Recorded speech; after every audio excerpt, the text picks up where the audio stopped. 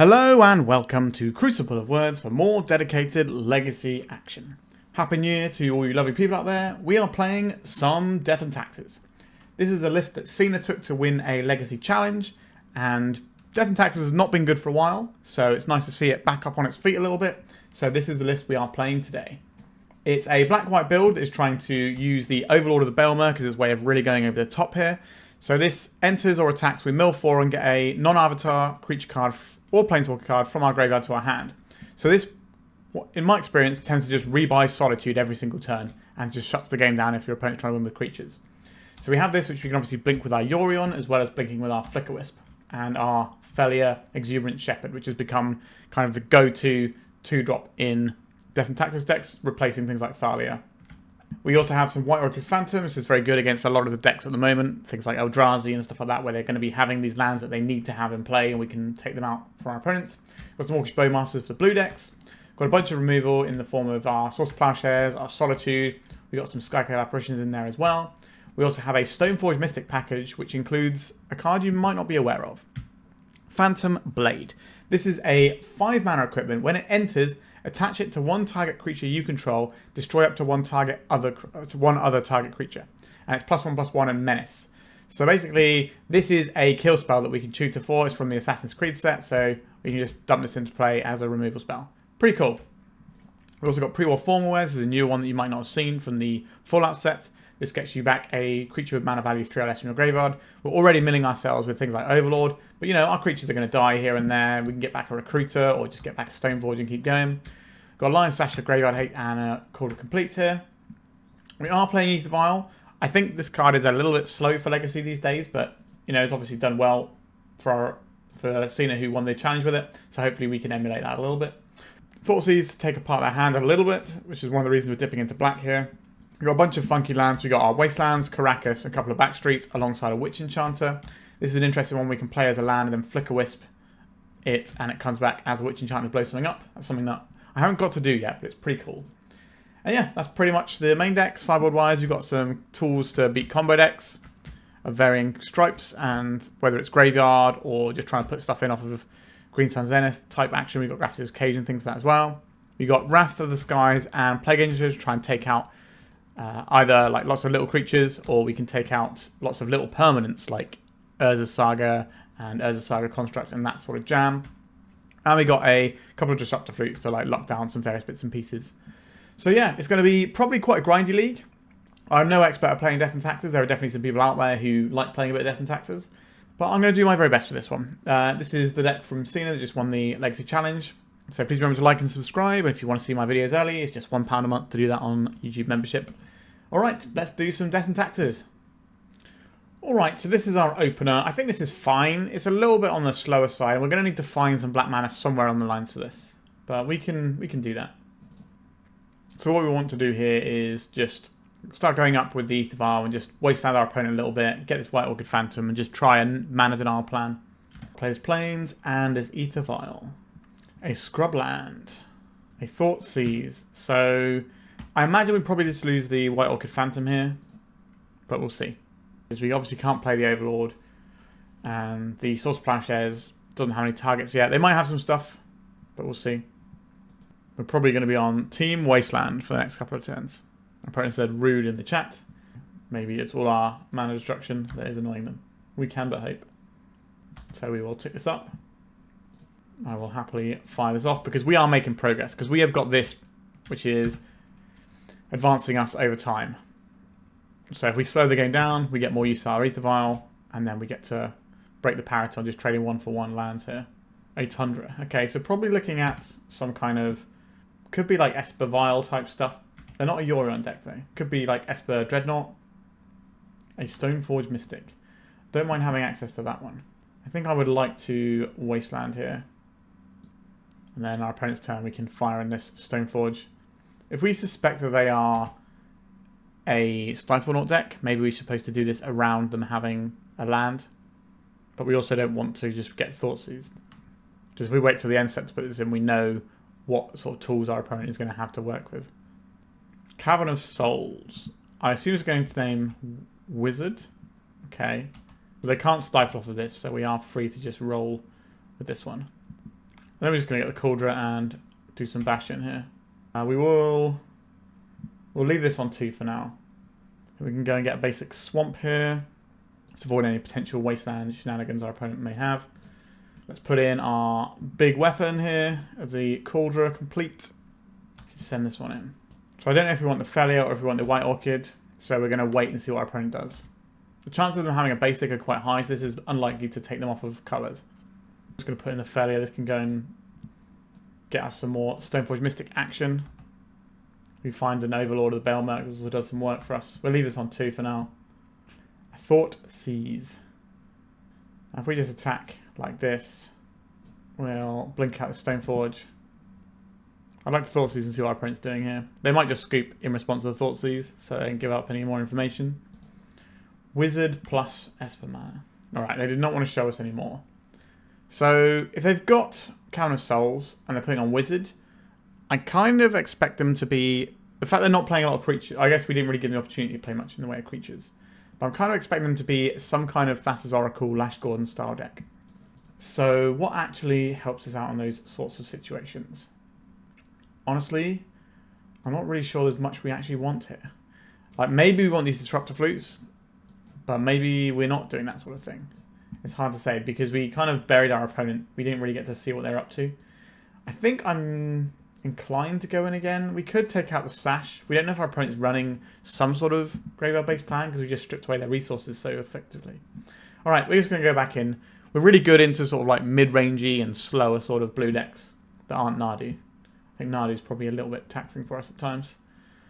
Okay. We don't have the black mana for the Thoughtseize, which is a shame, but the hand definitely works. We've got 2 different 2-dots we can cast that can snowball the game in different ways. And because we already have 1 equipment in hand, we kind of put them in a horrible spot with a Stoneforge. Because we can go and get the... we could play out the Karakas. I was going to say, we can go and get the Pre-War Formalwear, then our opponent just won't blow up our Stoneforge, and then we just get to put the Kaldra in as a surprise. I think I'm just going to play this Plains out and not expose our Karakas to a Wasteland here. But our opponent could have a legendary creature we might want to bounce. I've got this Marsh Flats being cracked. Undercity Sewers. A Ponder. Sure. Thoughtseize. Alright, so they're going to see that we have the Kaldra to go with the Stoneforge, which might change their perspective on this one. I took the Thoughtseize, which is interesting. It means they're obviously trying to do combo stuff and they don't want us to have any way of interrupting with what they're doing. Even though we don't have the black mana for it, it does give us a huge tell of what our opponent's doing. I'm pretty sure they're on a Lash Gordon deck now. So I guess this turn we can play out this Karakas. Do you want the Phelia? Kind of want the Phelia. Yeah. Stoneforge is our quickest clock though. So I think we'll play out the Stoneforge. This could get Dazed or Force of Willed. Okay, so we're just going to get the Pre-War Formalwear, I believe, here. So they can't kill this without us being able to get it back. Unless they plow it, of course. But anything like a Fatal Push, this will just get... Put in the graveyard, we get it back, and we get another bit of action. So I think our opponent is running Thought Lash in their deck, and possibly Parallel Thoughts. Is it Parallel Thoughts? I think that's what it's called. This is just going to take away one of our equipments. Right, so taking the one that deals the most damage, that's fine. Recruiter of the Guard. Pretty solid one, isn't it? Attack for 1 here. I think I'm going to play out this Recruiter. I'm not sure what we're getting. I kind of want to get Bowmasters. We don't have any black mana, so that doesn't feel like the best use of it. We don't have any Flagstones, which is something you often see in these decks, because you can blow up your own Flagstones using the White Orchids, but we don't have that available to us right now. We could just go and get some more action via something like a Flickerwisp. Just gives us more damage that we can pile on. We could take something like a Skyclave Apparition. Just take out this Petal. If they're playing Thought Lash, we probably want to just have a Skyclave Apparition in the bank. So I think I like that. Just have this ready to go so we can take out a Thought Lash, or we can take out a Lotus Petal if that's going to be a thing that we're interested in doing. They probably want to do Thassa's Oracle stuff the same turn that they're doing Thought Lash. So it's harder for us to interrupt with our Skyclave. Shadowy Backstreet. Okay, we're certainly going to give that a play here. An Overlord of the Balemurk. I will put that on top of my library, because that can really pop off very quickly here. we're going to attack for 2 with the intention of playing a Phelia. Next time we can play the Overlord, blink the Overlord, and then we just have an Overlord in play that's got to draw us 2 cards. It's basically dig through time, because we get to look at 8 and take 2. Obviously we look at 4 and take 1, and then 4 and take 1, but it's kind of the same thing. And we only get to take a creature. That is obviously the most abundant thing in our deck, so it's likely that we're going to be able to get 2 hits. Alternatively, we can blink the Recruiter and get a Orcish Bowmasters, and then we can try and ping off their life total to give them the inability to really go and cantrip a bunch with Brainstorms and Ponders. Alright, our opponent's deck just didn't come together there. Alright, let's go to round 2. So this hand has an obvious weakness in the fact that we're relying on the Karakas as our white source. We can slow roll in place as our second land. I think this is okay. Like, we're obviously going to have a bit of a rough time against a combo deck. I think a lot of combo decks are going to be able to go underneath us as a general rule. But if we're playing a remotely fair game, we've got 2 kind of big haymakers here that can get us a big creature. It can get us some ways of disrupting them via the graveyard or whatever. If we find a black source, we have Bowmasters, which is unlikely to be useful. I'm suspecting our opponent's more on... Yeah, so they're on Eldrazi, so we're not going to ping very much with the Bowmasters. It's more going to be about getting a big creature in play and disrupting their mana. It heralds the end. So we could Wasteland straight away. Downside of doing that is that our opponent already has pressure in play, so we'll be falling behind as we do that. So I think the play here is to play the Wasteland as a land and then have the Karakas next turn. They're very unlikely to waste us because then we just waste them back straight away. But now they have 4 mana, so we could be looking at a Thoughtseize. And I think we're generally speaking supposed to be pretty good into Eldrazi. But Eldrazi is quite a powerful thing, like quite a powerful deck, so it can certainly get around what we're doing. So we're playing effectively a big creature on turn 3 is what we're going for here. But that might not be enough. So what would they take if I were them? I don't think they can take us off of Stoneforge, so I don't think that's necessarily worth doing. They could take out the Recruiter because this can just represent a removal spell down the stretch. Okay, I took one of the Stoneforges. That kind of suggests they have a way to deal with the second one. So this could be a Kozilek's Command on this next turn. So getting Pre-War Formalwear doesn't actually help with this one very much. Okay, we are playing out our spell that we have. I do think we are priced into getting the Kaldra given the state of our opponent's board. So they have a Kozilek's Command, then it doesn't matter if we go and get the Lion Sash. The Pre-War Formalwear. There's no point getting a Lion Sash because they don't care about the graveyard. So it is just the Kaldra. We can kill this Thoughtseize and draw a card, which is something I'm very much in the market to do. Quite which card we pitch, I haven't decided yet. But we'll see what our opponent's turn involves. So they might prioritise trying to get rid of our Stoneforge. So they could cast the Devourer of Destiny because they have 2 mana here, 2 mana here, 2 mana here, and this makes it cost 1 less. So could do that and just exile our Stoneforge. In which case things are getting a little bit tricky. Kozilek's Command. So I did say that they would probably be doing K Command here. They're doing it for the max amount of value here, which makes some amount of sense to me. Because you kind of get refunded on it a little bit anyway if they're just making little guys. But they've decided to just do some drawing of a card. Alright. So they're not going to be able to play anything this turn. Which means we get to just clean up this Thoughtseize this turn. And then try something else the turn after. Now, do I believe that we can do the White Orchid Phantom stuff necessary to get through this? Or do I just want to prioritise removal? I think I want to prioritise removal here. Which means we're probably pitching this White Orchid Phantom. So this will leave and we'll get a card. Okay, another White Orchid Phantom. Sure. Like, I don't mind having this at all. We do need some white mana for it to really work. But we might be able to do quite a bit of wasting to our opponent's resources. Okay, so we've got a land. So we could Skyclave Apparition and take this out, which isn't the most exciting thing. We could White Orchid Phantom plus Wasteland. That takes us off of 3 mana, which means our future play is going to be difficult.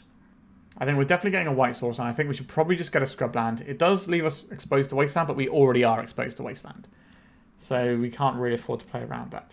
We could sit back and pick this off with a Bowmasters, because that's the thing we didn't get that many shots at hitting.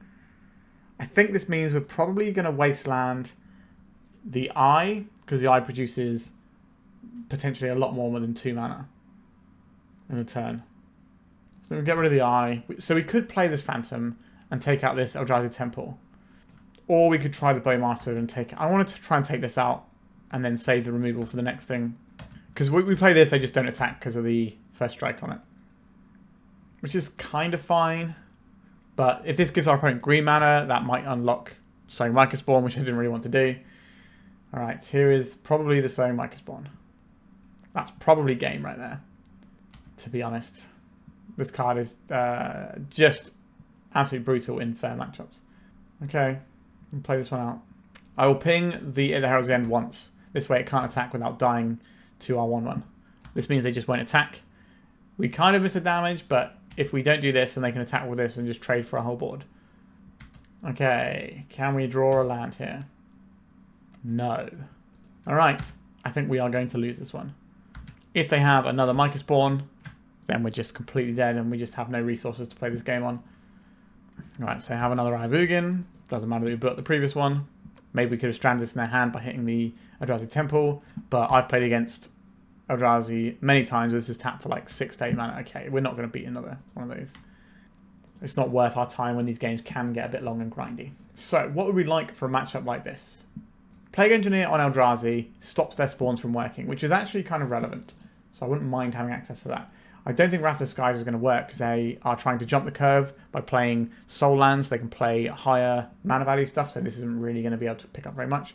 We don't need Graveyard here. I don't think Disruptor Flutes are really where I want to be either. So probably just looking at something like a Lion Sash here. This can grow and be like a reasonable sized creature, but I guess the other thing maybe is Thoughtseize here is a little bit on the weaker side as well. Like, it can be nice to take something out from their hand. Trade 1 for 1 cheaply. We really don't want to draw this later on. Maybe we'll just take out the Sash for now and see how this feels. Like, I don't think we want the Disruptor Flutes. I don't believe that's the way we're supposed to approach this matchup. I don't think we can keep this hand. I guess we can keep this one. It's not the most exciting thing I've ever seen, though. I think we'll put back one of the fetch lands. So we go Shadowy Backstreet on 1. If our opponent wants to Wasteland this, they're not going to be able to play anything the same turn, and we'll just... Ooh. We could Thoughtseize and Wasteland next turn. I quite like that. Because if we do that, our opponent is unlikely to play anything on turn 1. They play like a Soul Land. Maybe they play the 2-mana 2/2. But that's not the most exciting thing. Yeah, sure. So if we Thoughtseize Wasteland, we are leaving our opponent with something in play. But I think we can slow the game down quite a bit here. Okay, I don't want to have a Fleshrake. I also don't want to have a Mycospawn. They don't have any colourless stuff as of yet. And we can just answer so they have nothing to go with it. So I think we're supposed to take the Mycospawn here and let them have a Fleshraker. Although we Wasteland them so they don't get it this turn. Because Fleshraker without anything to play is not that scary. And hopefully we can find some of the vast amounts of removal in our deck to deal with it when the time comes. Also lets us know we don't need to be doing we don't need to be prioritizing this because we have something much scarier waiting in the wings. Okay, I will deploy a Stoneforge Mystic. Do I want this Phantom Blade just to kill a creature? I think I do. It's kind of a tough choice. Like, we can obviously get the Kaldra. Like we're winning this race at present. So I'm going to take the Phantom Blade here. We're just going to slow the game down a bit. And then we can start leveraging this a bit more. We can blink it out. We can hold up Phelia or Phantom Blade next turn. Okay, so there's the Fleshraker and the Ivugan. We could see a Lotus Petal when they start doing some stuff, but I'm not expecting that right now. 2 mystery cards in hand. We obviously take 2 from here. So now we get to hold open Stoneforge Mystic for Phantom Blade as well as having the Phelia. We can play this out to get another Surveil land going. So what we can do is if they go to attacks, we can block and then put in the Phantom Blade and we can trade. So this stops them from attacking. So this prevents 2 damage. Our opponent could have 2 spells, so it'll kind of counteract that. A Lotus Petal. So they have 2 mystery cards in hand. We could let this happen, or we could try and blade it right now to stop them going. I think I'm going to let this happen to stop us taking the 2 damage here. Also, they might play something that requires more immediate attention from us. The other option here is we Phelia, and then next time we put in the blade, kill something, Phelia, blink the blade, kill something else. So we can get 2 kills on our turn. In this turn cycle instead of just the 1. What is this? Red mana. Is this going to be a line breaker, or they just click red because that was what they clicked on? A Mycospawn. Is this kicked twice, is it? Not a giant lover of what I'm seeing here. So it's going a little bit awry for us. So they're going to go and search for a land. What are they going to find? We'll see what they shoot for first. A wasteland. Okay, so now we want to float some mana off of this. Alright, so they're just doing this now. So I think the plan here is we're going to do the Phelia now. And then we're going to put in the blade, attack with the Phelia, blink the blade, and just kill 2 of their guys. The downside of doing this plan is when does this, at the beginning of your next end step, return the card's advantage. Okay, so this is only going to be attacking as a 2/2. That is a little bit awkward, but we can't really Karakas it either. Bit on the awkward side. So probably bash for the 2/2. Yeah. And maybe we're just supposed to kill the Flesh Raker straight up there. Let's get some surveil action going. We don't have the biggest life total I've ever seen right now. Let's get a tiny bit of... what does this do for us? This gives us another blink effect for the Phantom Blade next turn. Oh, the turn after, sorry. Okay, I think I'll put that on top. So we're probably going to lose our Stoneforge Mystic. Oh, sorry, our Phelia this turn. But we're going to take a bunch of stuff with it, which I think is acceptable. I would like to destroy your... so we've got to put it on our guy, haven't we? And we choose up to 1 of the target creature. We'll get rid of this Flesh Raker for now. So we attack. There's attacks. And I will blink this Phantom Blade. Yes, we lose the Phelia, because they're just going to block it with their 4/4. But the blade will come back at the end of turn. We'll put it on this. And we just take out the... So this is worth 1, 2, 3, 4 damage. This is worth 4 damage on its own. I think we actually are supposed to take out the Herald's the End here. That clears 4 damage off the board. They both clear 4 damage off the board, to be fair. But the Herald's the End make it easier for them to go wide because they can have lots of 1/2s. When our life total is getting a bit low, we don't really want that. So next turn, we're trying to Flickerwisp. We can Flickerwisp the Phantom Blade, kill another creature. And then we can work towards getting our Yorion. Then we can flicker this, get our Kaldra. And then the Flickerwisp can Flickerwisp the Phantom Blade. And we can kill some more stuff. Like, we're quite close to being able to turn the corner on this one. We need our opponent to not have a super strong hand. I think we've seen that cavern, actually. So they got 2 mystery... they got 1 mystery card in hand, I think. Hopefully it's just a useless land. Right, what do we have here? A white Orchid Phantom. Is that particularly helpful right now? I don't believe it is. I think the play is we play the Karakas. We attack. So they don't have the mana to activate this anyway. I think we're attacking with this because it's going to get... Is it going to get blinked or are we going to blink the Phantom Blade? If we're blinking the Phantom Blade, we probably don't attack here. I think that's the correct play. Or, actually no, if we're attacking with this and we're killing this, we don't care about that one too much. Yeah, okay. We just attack for 2. The Flickerwisp can pick up the Phantom Blade anyway. Let's get this going. Blink out the blade. For the end step, the blade comes back. We will attach it to this guy and we will kill this guy. Alright, we're getting towards Yorion stuff as well soon. We need a little bit more mana for that, but we're going to have a decent selection of things to blink. We can take out this Eye of Ugin so our opponent no longer gets to be able to tutor up monsters when the time comes. There's a forest. 1, 2, 3, 4, 5, 6. So that is so multiple mana, so we're never going to get to play Yorion here. Oh no, it's Devourer of Destiny. What are they going for here? Because we have several annoying permanents here. So the Stoneforge Mystic can represent a Kaldra at any point. The Phantom Blade is obviously a pretty scary thing too. They're going for the Phantom Blade, sure. We're going to need to deal with this Devourer of Destiny at some point. But that was a Mycah Spawn. We never get to play spells for the rest of the game. So I'd rather have to chop up this 6/6. An Aether Vial. Well, you are a Magic the Gathering card that I have in my hand. You're most certainly one of the Magic the Gathering cards. Alright, let's get rid of... I think it is the Eye because I don't want our opponent to start tutoring. This could unlock another Eye in their hand. That is a downside. I think on board this is the scariest thing. Let's put out this Aether Vial. And I don't believe we're attacking here. Probably just chumping with the... I guess we could attack, because we do need to get this game won. And we potentially have 2 creatures to chump block. I think the Stoneforge Mystic is going under the bus here. Okay, another land. That's not really what our opponent wants, but I'm happy to see it. Let's block. I think it's this one we want to block with. We're immediately going to draw a Kaldra now, but I think we're still right to block with that one most of the time. Put a counter on our Aether Vial. Solitude. Not quite where I need to be right now. If I attack with this creature and hold this guy back to block, we die to removal spell, but we're probably dead to removal spells anyway. Would I rather attack with a Flickerwisp for 3 or the White Orchid?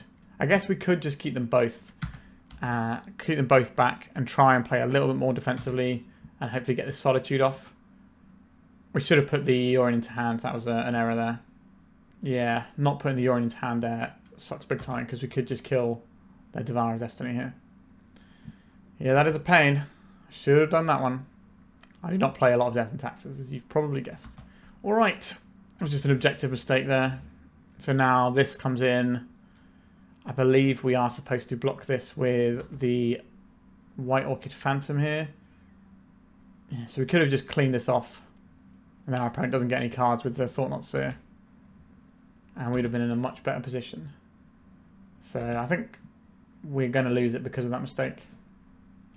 A Wasteland. We can play this out, it doesn't really matter though. So we have to chump block this, we take 4. Instead we could have offered a trade this turn. I don't even want to fire this Wasteland off, we might need the mana. So this has to block here, it's obligatory. If we want to survive, we get a 1 life here. Again, we could have put the Yorion into our hand again, we didn't. That's another mistake from me there, just making the exact same mistake as previous turn. Because if we'd have put it in, we could have played a 4-5 now. It doesn't matter, but if we'd have killed that, this attacks, we double block it, and then we're kind of at parity. We have an Overlord of the Balemurk coming up, which could probably get us back in there. Yeah, I think we should have won that game. We just didn't put the Yorion into hand, and we should have done. My bad. All right, let's go to round 3. Okay, this hand looks alright to me. We got a little bit of removal, a bit of interaction, a nice Balemurk to reload. I'll keep this. We probably lead off on one of our, probably our Windswept Heath, since we're more likely to go and get a Surveil land with it. But if we have to get a land, we're probably getting a basic off of it, and this one can get our swamp. And the basic we would want to get would be the plains, so I'll play this one out. I don't think we're going to be ploughing on turn 1, but it's possible. A lot of the creatures that they would play on turn 1 are things that we could get killed with a Bowmaster anyway. A Dragon's Rage Channeler. So I could try and plough this, but I think we're just going to Bowmaster it. We could wait a turn as well with the Bowmaster, just so that we don't get picked off by a Daze. So I kind of want to just play out this Lion Sash weirdly and use that as a little bit of fodder. Although what we could do is you could play this land out and we could hold up the plough around Daze. So we could have got a Surveil land at the end of last turn, but because of the Dragon's Rage Channel, I didn't want to do that. I want to just have some non-wastelandable lands so we can try and play something like a Bowmaster around a Daze here. So now we can do that. So this can go and get us a not Meticulous Archive, a Shadowy Backstreet. Let's see what we find here. Solitude. That is the sort of thing we want in this matchup, just removal spells. So I'll draw that card. And then we will try and Bowmasters away their Channeler. It's very unlikely they're going to get the requisite number of types in for this turn. Given that we're already susceptible to Wasteland, we don't want to get screwed off of a colour here, so we're going to keep fetching non-basics. Do I want the Wasteland out now, or do I... I don't think I do. I think I just want more coloured mana sources. Do I think our opponent's going to crack this at end step? I think they are. So I'm going to wait for them to do something at end step here. Or we can go in their upkeep instead and make them use their mana on our turn. So I might Brainstorm here, and then in response we can Bowmasters. Alright, they didn't do that. Interesting. Let's try this Bowmasters out now. So if they're going to spend any mana or bounce any lands, it's going to happen now after they've got something out of their land, in theory. Yeah, so they did have a Brainstorm. They're not going to fire it off. Like, play patterns around Bowmasters are, you know, well known at this point. But if we can trade this Bowmaster for, or you know, the triggered ability of the Bowmaster just for the Dragon's Rage Channel, that's going to be excellent news for us. So I have instant and land. So it's going to be pretty tricky for them to get 2 more types in their instant speed, but instant isn't one of the ones they need to get in there. Okay, so we did manage to get our Bowmaster damage through. That's fine. We've got the next 2 creatures answered. Our opponent's going to have to win this game with creatures. That's what their deck does. They're not a combo deck of any description. They are most likely Blue-Red Delver, possibly with a splash for the backside of Questing Druid. That's what you sometimes see. We have here. Alright. I think they would trade the Delver for the Bowmaster, but they won't trade it for the Orc Army token. Alright, let's cast this Impending guy. Actually, we probably want to play another land out first. I think I just want to get some more Surveil action going. So we could cast this for its regular cast quite soon. But again, we're trying to play around soft permission, which is the sort of thing our opponent might have in hand right now. So we could wait for this trigger to go on a stack and then crack the Flooded Strand and try and surveil something in. But if we want to play a plow around a daze, we don't get to do that. So we're just going to let this do its thing. We did find a creature. We'll take that creature. We don't need to fire this off now. We might as well save it because that gives us another choice of white card for our White Orchid Phantom. We just need to sort of protract this game a little bit and then we should be okay. Because we have card advantage on our deck. Our opponent has card quality. But eventually we can overwhelm them with the number of cards. That's the general gist of things. Whereas Eldrazi is kind of a different one because they have this really impenetrable late game with just chaining those annoying sowing Myca spawns and just stripping away all your resources. I don't believe... No, they probably do attack with Delver. We didn't attack with the Bowmaster. We showed them what we're all about there. We're going to end step here. I think I'm okay to plow the Channeler.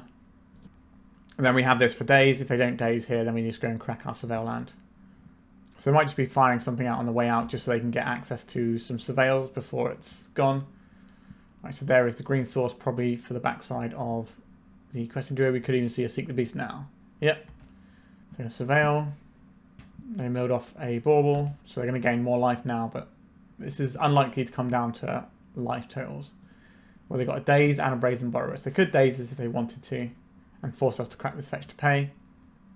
Looks like they are doing that. Okay, I will get another Scrubland. I won't get another Scrubland, we don't have any. I will get planes here. So by bouncing the Tropical Island, they guarantee that we can't Wasteland them off of Questing Druid, and that might be their only source to cast it. Now they might have another Daze here. They do have another Daze, sure. So they spent 2 cards to answer our source Plowshares. Now one of those did come off of the Questing Druid, but that's quite a lot that they're fighting for over there. And Marsh Flats. So we could hard cast a Solitude. Now they've got 2 Dazes out of their deck. If we hard cast a Solitude and it resolves, we're in very good shape. If it doesn't resolve, then we could be in a little bit of trouble. We could just Sash and just start making a massive creature. That is quite solid too. I'm quite into that as a line here. So we could have something like a Lightning Bolt. Play this out, just gives us access to more white mana to funnel into the Sash. I don't think we want the White Orchid Phantom. We've got a reasonable amount of life to work with here. If we're trying to make sure our Sash is out of range of Lightning Bolt, we have to be a little bit careful here. So we've got 2 cards in hand and a Tropical Island. Let's see what they draw here. They did not reveal anything. Okay. But if they burn a Lightning Bolt on the Sash, then they aren't unlocking their cantrips. And I have to imagine they have a cantrip in their hand at this stage. So here is the Questing Druid. So you just eat a bunch of stuff here with the Sash in response to them doing anything. If they are holding up a Lightning Bolt, then we're going to be playing this weird little dance here. But I think we're probably just going to go into the Sash anyway. Okay, an Unholy Heat. So this is going to deal some damage. Alright, we need to... That's just their permanent exile zone, isn't it? So let them do their Surveil, and then we can work out what we're supposed to strip. Okay, so they only have 1 creature in here. So this, we will exile this creature. And then we will exile this Mishra's Bauble. That will grow us outside of the range of the Unholy Heat here. And our opponent's just scooping up because we're just going to have an increasingly large creature. They're pretty low on resources. Alright, this is a matchup where the Wrath of the Skies is an interesting one we can reach for. It does a decent chunk of damage to what they're trying to put down. So this can get rid of all the little stuff, like all their 1-drops, and then we have the Plows and the Solitudes of the big guys. Plague Engineer can kill a bunch of their humans. That is not without use here. So these are things I am interested in. How do I feel about something like a Thoughtseize? Not crazy about it. The Skyclaves are fine, they're just more removal. I don't really want the Thoughtseizes here. If we want to take out this Thoughtseize, I guess we bring in something like a Containment Priest. Doesn't seem incredible, does it? But we can use this alongside our Phelia to mess with them, but I don't really want that. Maybe just a Miser's Thoughtseize is better than having any of these things. Like Deafening Silence can annoy our opponent sometimes, but it's going to get caught up in our Wrath of the Skies a bit. Same with our Aether Vial. Alright. We're going to try like this. We are quite favoured in a matchup like this. This is what Death and Taxes wants to be playing against, really. Okay. Bowmasters, very good in the matchup. Balemurk is a card advantage that gets us over the finish line. Phelia plus Overlord is disgusting if you haven't seen that in action, because this just becomes a creature almost immediately. But we're going to have to push our way through some dazes and stuff like that, I would imagine. But we can Flickerwisp to reset a Delver, or to strip some counters off a Murktide in a pinch. Or we can Flickerwisp the Overlord of the Balemurk and just get that in play. And a red deck is going to struggle with the Overlord. They're going to need something like Unholy Heat to deal with this. Or they can Brazen Borrow it, but it's already getting value on the way in. So this attrition game is just going to really favour us here. We need our opponent to not have a quick start. We need to make sure we draw some more lands. Okay, so no turn 1 play. This is pretty darn good for us. Let's draw a card. Do we draw a land? I love a land here. We did not draw a land. Okay, I'll play this so we have a 2-drop that we can at least present without being wastelanded. As if we play the Karakas, they just take that out and then we never get to play anything. Right, so now they have a red source. We've got a Ponder coming in. We don't really have a choice about that one. I will go and get a Surveil land here. We're already kind of up against it with Wastelands. So we're just going to try and get that selection and get ourselves towards another land. Shadowy Backstreet. I would very much like to keep drawing lands. I'll deploy this Karakas. So we can threaten the Phelia, or we can threaten a Bowmasters. There is a Wasteland. I will deploy the Phelia, I believe. I kind of need to kill it now, otherwise you get to Karakas it down the line. Now they could Daze here. Daze is obviously going to be very strong when they're attacking our mana. I'm not expecting a hard cast Daze, but it's certainly possible. Could be what they're up to. They're just trying to get cards in graveyard and try and do a Murktide Regent down the line. As they are dazing us. We don't get to pay for that. The difference of play and draw is quite substantial here. So now they're playing the Murktide. Yep. That was certainly one of the things our opponent could have done that we didn't want to see.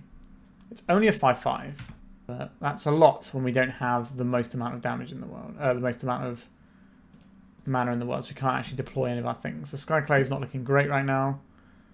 Let's go to Scrubland. I think we are in Overlord territory, because this can dig us out into a Solitude. Alright, we're digging. We say yes. We take the Solitude. Do I do it now? I think I do it now. If this doesn't work, then we can Flickerwisp the Balemurk. I think you would counterspell the Balemurk if you had a counterspell. So we get to take out the Murktide Regent. Next time we can Flickerwisp the Overlord, which gets back the Solitude, and then our opponent is just facing down a Solitude every single turn. And then they're not going to win that game very easily. Or hopefully at all. And we can just go to the next round. Okay, they didn't Daze the Balemurk, so I don't believe our opponent has a Daze. So I'm just going to play into this and just jam our Flickerwisp. If this doesn't work, we do have a Euron down the stretch. But this is a particularly gross combo in any sort of fair matchup. Oh, they're countering it. Sure. Counters continue to get stripped off this. We do have a creature that can trade with all of their 1-drops, as well as just being down for 3 in the meantime. We've got Orcish Bowmasters we can deploy soon and try and ping away some of their little guys if they play them out, like this one. And then at some point, the Overlord is just going to take the game over. Just firing this Bowmasters. We're going to see some sort of brainstorm response, perhaps. Alright, they've just had enough of us. I don't blame them. You can very easily see how this deck just grinds through Delver-style strategies. Alright, 3 rounds down, 2 to go. Let's crack on with it. Sure, this hand seems fine by me. I'll keep this. We'll probably lead off on the Flooded Strand, so we can go and get a little bit of Surveil action if we need to. Chancellor of the Annex. Okay, we almost certainly lose this game. So the only decks that play Chancellor of the Annex tend to be very fast, busted combo decks. Most likely Necrodominance, which tries to kill on turn 1. So I don't believe we're going to have much of a chance here. Boggart Bog. Untapped. A Cabal Therapy. What would you like to do? They're probably going to name Force of Will, I would imagine. They did name Force of Will. So they might not be going this turn, they might be going next turn. But by us playing this untapped land, that maybe bought us the extra time we needed. I'm not really sure how we're supposed to beat this, though. Our deck is not very well set up for this particular thing. Now, we got some Deafening Silence and stuff out the board. I'll put that into our graveyard, please. We don't need to worry about our mana getting hit here. Thoughtseize. Now, this is the exact sort of card that we're looking for. So I'll play this Plains out to pay for the Chancellor trigger. Let's Thoughtseize our opponent. I'll very much pay the 1. What are you working with over there? Balustrade Spice. This is just like Oops All Spells action, not Necro Dominance. Okay. So we'll take the Balustrade Spy because they need to cast one of these creatures to win the game. And now we just have to hope that we can get there before this does everything it has to. There are situations where you can Flickerwisp out our opponent's lands and turn them into creatures. Don't really want to give them big creatures, but sometimes you need to do some weird stuff to win games of Magic the Gathering. Okay, so the plan here is play the Stoneforge Mystic. I think we say yes here. I think we just want the Lion Sash. And I'll play the Shadowy Backstreet. I don't need this other land. Like, I guess it doesn't matter if we have more lands, because we're just going to be dumping the rest of our mana into Lion Sash from this point on. Because if we hold up the Lion Sash, they're going to really struggle to win through it.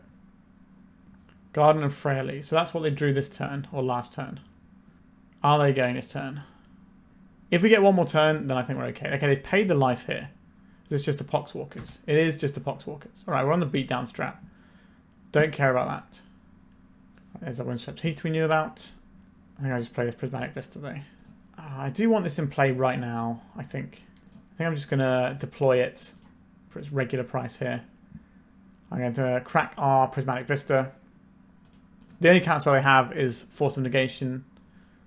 Sorry, a Pact of Negation, and I'm more than happy for them to fire off a Pact of Negation here, because then they would lose in their upkeep. So this also threatens potentially a Kaldra, which might change where our opponent attacks. But mainly what we're hoping to do here is we can trade this off and then eat some creatures out of their graveyard. Alright, they've had enough because we untapped with Lion Sash. Wow. Pretty fortunate there. So, Mindbreak Trap in. Fairy Macabres also in. Deafening Silence very much in. Containment Priest also in. Grafdigger's Cage. You can come along too. Okay, we have more than I thought. And Disruptor Flute. Alright, that's not a bad selection of things. I don't think the Bowmaster is going to be doing enough here. Blowing up their lands does work. I don't think we need a removal spells. We can take out the Phantom Blade. I don't think we need to grind with some sort of Pre-War Formalwear, but it does give us the ability to rebuy a creature that maybe we want back. But what creature would that be? Uncertain. We do not need Aether Vials because they're not going to be countering our spells on that front. And this is kind of slow before it gets up and running. The Skyclave Apparition can take out some artifact mana they play out to dodge Thoughtseizes. The Solitude can sometimes do a little bit of something. Taking out some like clutch bridges at the right time maybe is a relevant thing. But that's kind of where we're probably going to end up looking at some of the cuts here. I don't think we need the Pre-War Formalwear. We have 2 more cuts. So the Overlord of the Balemurk is very slow here. Now we can obviously turn this into... This is kind of an odd one actually, because this finds us something like a potential recruiter into Containment Priest or that sort of jam. But it is just quite slow, but so is the Solitude. We're not trying to Solitude their guys.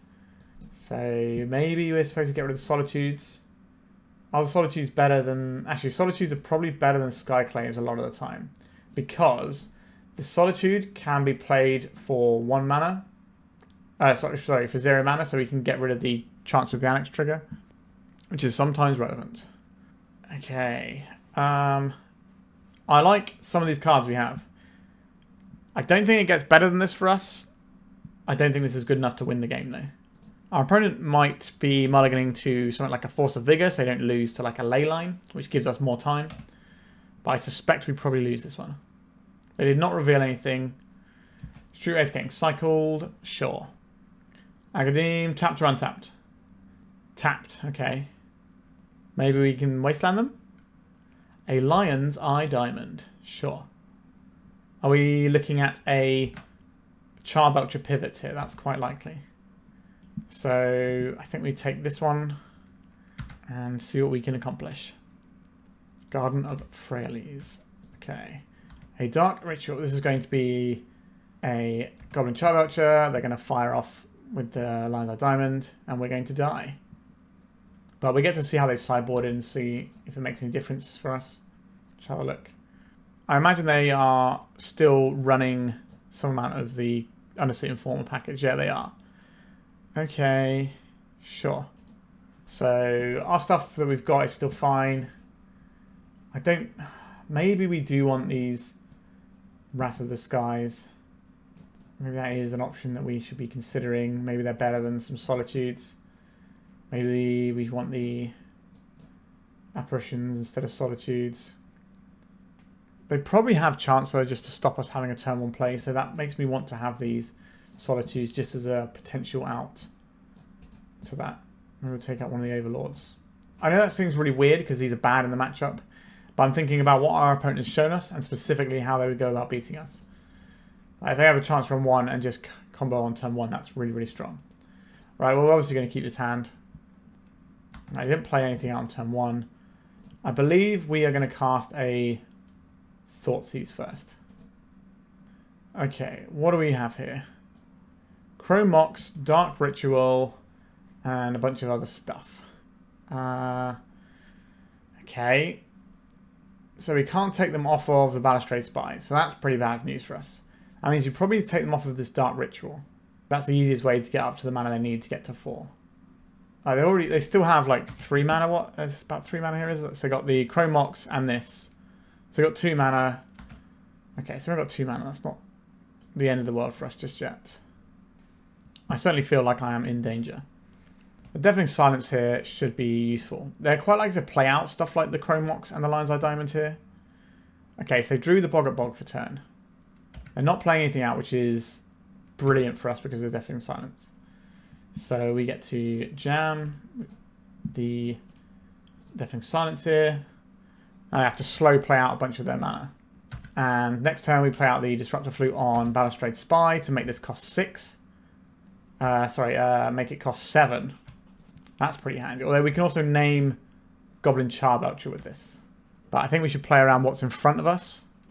We'll see what they're playing here. Another Boggart Bog. So we know what our opponent has. There is a Lion's Eye Diamond. A Karakas. So this is actually a really tough choice. Do I think our opponent can play a Balustrade Spy next turn? It's certainly possible. But can they win through our Deafening Silence? Not very easily. I think we're just going to get the Overlord up and running. It gives us a win condition for the future. And can maybe find us one of our useful spells here. If they Balustrade Spy, I guess they just Dread Return straight away. And that's the game. But they would need to have... So if they use a Chrome Mox, they don't get to cast any of their spells that turn from their graveyard. Because they'll have their 1 non-creature spell in the Chrome Mox. Flickerwisp, Phelia, Solitude. Quite like the Phelia here because you can hold that up. I don't think these plows are very useful. I think we should have taken the plows out. I think we could have sideboarded this one a lot better. Like it's kind of working out alright for us. But this could be something like a Skyclave, which could maybe take out the LED. Okay, so next turn they have access to Balustrade Spy. So playing the Chrome Mox now. Are they going to imprint the Awakening, or are they going to print one of the Spies? Okay, they're printing one of those. So we know all the cards in our opponent's hand. Okay. So what we're up to here is... I think we are deploying this. Are we deploying that? No, we deploy the Lion Sash first. And then we do the... Oh, this is actually a creature, right? So this isn't going to mess with what we're doing. Under our Deafening Silence. So we're going to get the Disruptor Flute in. We name Balustrade Spy. And then we just need to untap and have all our white mana available. At some point, we're going to need to worry about the possibility of Goblin Charbelcher. Because it's still in their deck if they're running the LEDs. But again, we can only play around what's in front of us. A Goblin Charbelcher. Yep, okay. So, like I said, if we don't do this now, then they can kill us next turn because they play this and then just Dread Return and we die. And now we're just going to die to the Charbelcher. Yep, these sorts of turn 1 combo decks are always going to be pretty tricky for us, to be honest. Because we need, like, our whole deck is built around extending the game and grinding value, and you just don't get to do that against these decks. I think we should have brought out the Source to Plowshares. If we have, let's say, a Skyclave Apparition in this slot, then we can take out the LED and we don't have to worry about that as much. So I think we sideboarded a little bit wrong there. But I would expect to lose this game, this match, you know, like a solid 80% of the time, to be honest. All right, let's go to the final round. We're currently 2-2. Okay.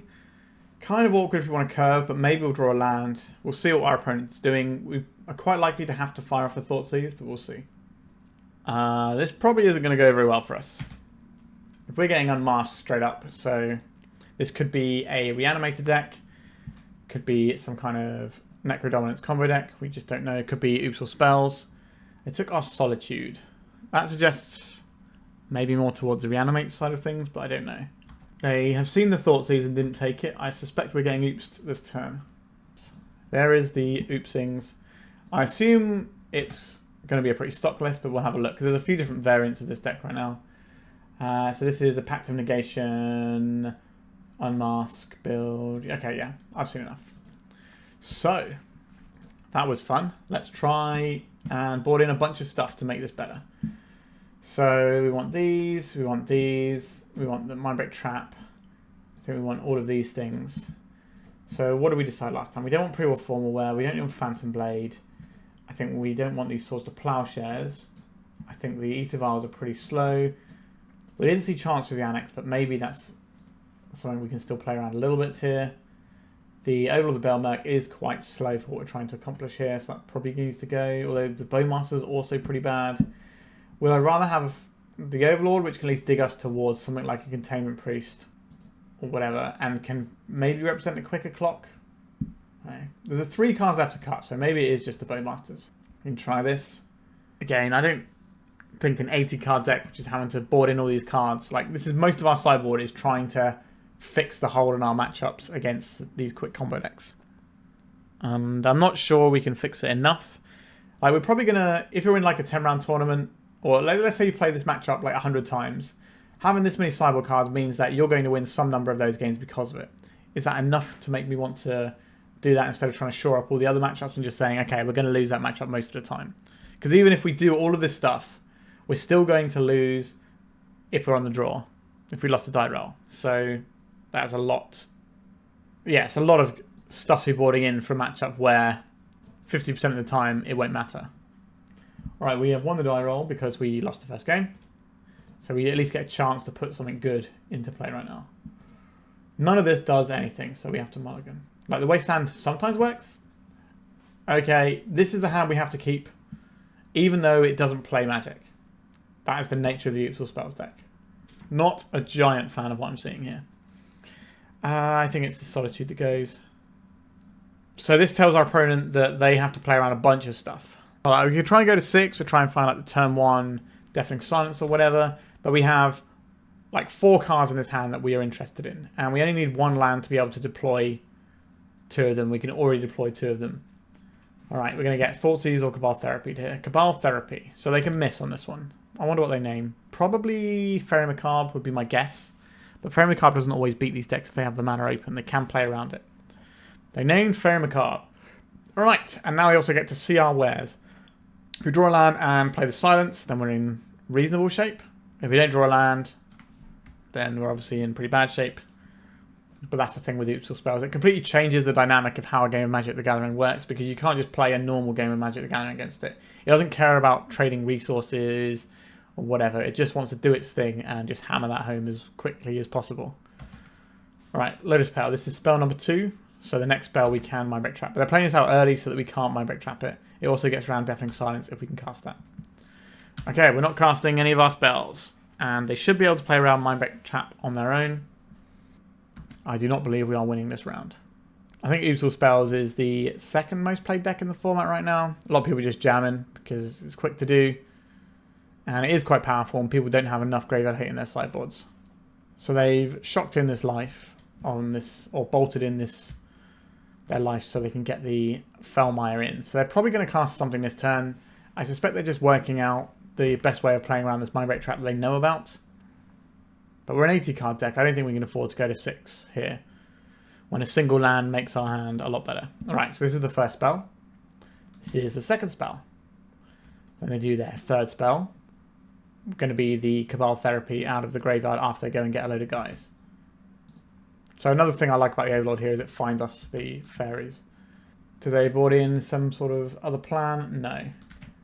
They also have the Memory's Journey ready to go. They have a Jack-o'-lantern here somewhere, I'm sure.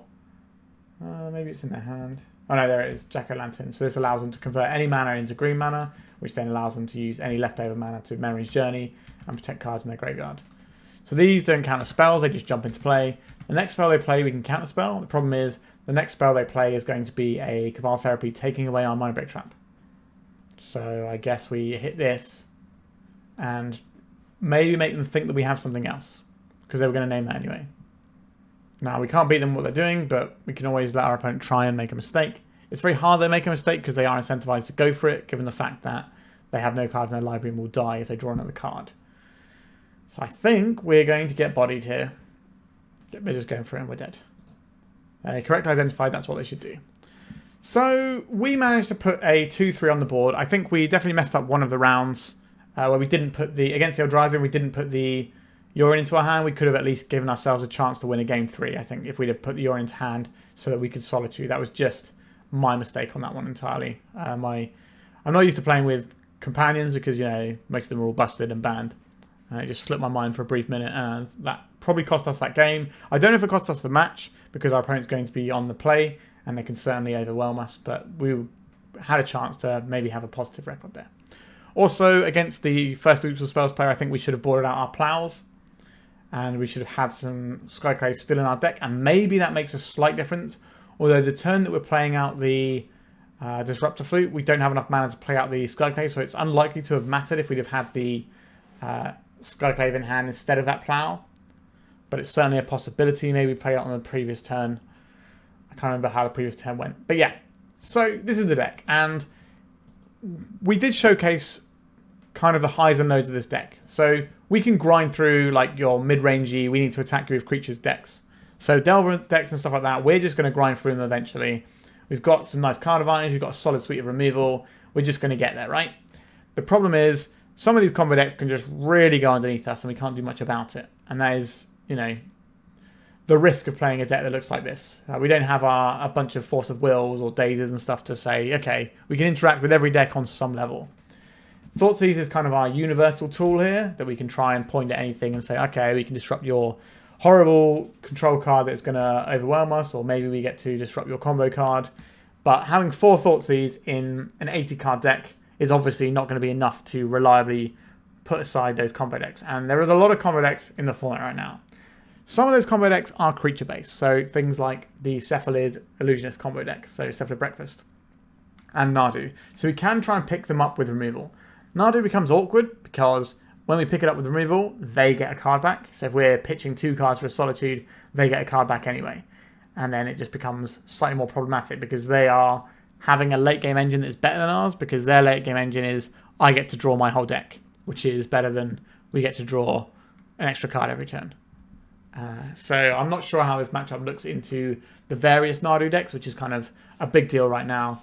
The format is kind of Eldrazi, Nadu, Oops Spells, Delver. That's kind of the big decks I'm seeing the most of at the moment.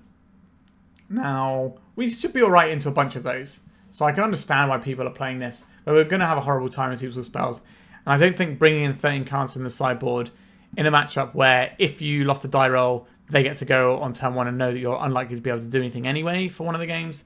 I'm not sure that's really where I want to be with the deck right now, certainly not in leagues, because there is just so much oops around. Like, you know, we played it in 2 rounds today, and if you watch some previous videos, we've been playing against it quite a lot as well.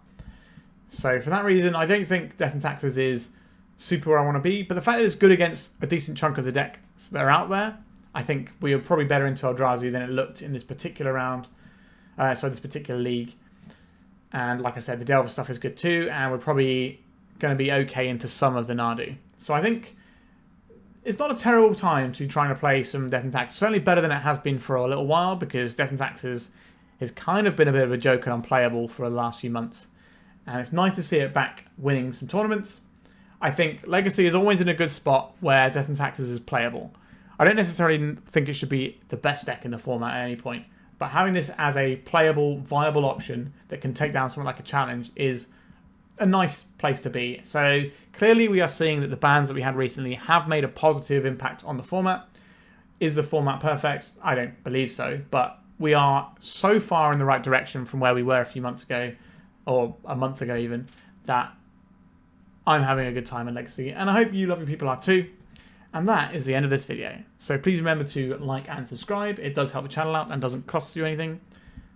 And once again, thank you so much for watching. Goodbye. If you'd like to support me in the channel, please check out my Patreon. It has a free guide to budget turbo depths as well as 3 tiers of support. a low-cost one that enters you into my monthly raffle for a free donation deck on the channel, a mid-tier subscription that gives you access to my detailed Turbo Decks guide that is updated every month as well as regular articles, and lastly, the higher tier gives you all of the above as well as a monthly donation deck for my channel. If you're interested in supporting the channel this way, please check out the link in the description.